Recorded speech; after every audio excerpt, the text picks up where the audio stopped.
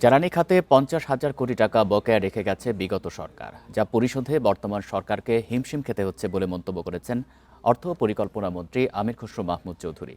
দুপুরে চট্টগ্রামের আগ্রাবাদে মা ও শিশু হাসপাতাল মেডিকেল কলেজের 18 তলা ভবনের ভিত্তিপ্রস্তর স্থাপন অনুষ্ঠানে প্রধান অতিথির বক্তব্যে একথা বলেন তিনি।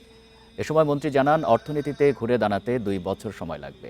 40,000 কোটি টাকার তেল গ্যাস বাজেট থেকে চলে গেছে, তবে এর মধ্যেও এবার বাজেটে স্বাস্থ্য খাতে সর্বোচ্চ বরাদ্দ দেওয়া হবে।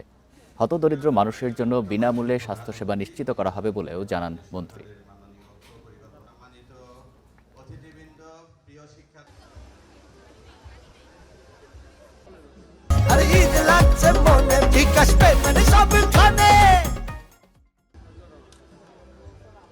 কৃতজ্ঞতা জানাই এই মহান অনুষ্ঠানে উপস্থিত হওয়ার জন্য।